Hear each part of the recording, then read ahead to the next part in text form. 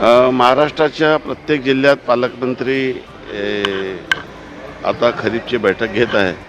एकंदरीत खतांचा तुटवडा, कुठे लिंकेजची त्रास आहे का, कृषी साहित्य वगैरे विक्रेत्याच्या शॉपमधून, किंवा कुठल्या पद्धतीची शेतकऱ्यांना अडचण आहे सिंचनाच्या संदर्भामध्ये एकूण आढावा वेगवेगळ्या जिल्ह्यात सुरू आहे. कालच नागपूर आणि अमरावतीची बैठक झाली.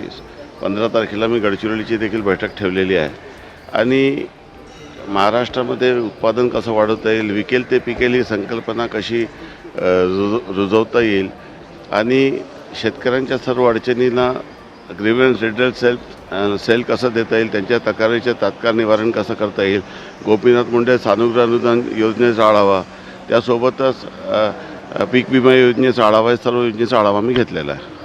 भाऊ, कशा पद्धतीने यावेळेस लोकांना खताची किंवा शेतकऱ्यांना खताची अडचण जाणार नाही यासाठी नियोजन केलं जात आहे? मोठी मागणी असेल. आता आपण मोठ्या प्रमाणामध्ये भांडवली गुंतवणुकीची योजना आणलेली आहे.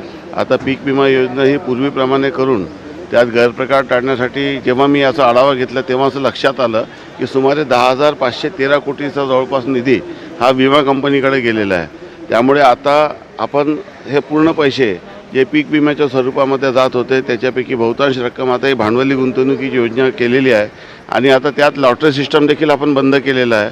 आणि जो पहिले अर्ज करेल त्याला पहिले मंजुरी, अशा पद्धतीची प्राधान्याची योजना आता आपण तयार केलेली आहे. आणि त्यामुळे शेतीमध्ये कशी क्रांती होईल त्या दृष्टीने आपला प्रयत्न सुरू आहे. अवकाळी पावसाचं मोठ्या प्रमाणात राज्यभर अनेक ठिकाणी नुकसान झालं आहे. नुकसान भरपाईची मागणी होत आहे, पंचनामे अजून झालेले नाही असं. नाही, परवा देखील मोठ्या प्रमाणामध्ये अवकाळी पाऊस झालेला आहे. आपल्या प्रचलित नियमानुसार SDRF NDRFचे निकष आहे त्यानुसार आपण पंचनामा करून नियमानुसार जे काय अनुज्ञा मदत आहे ते करत असतो.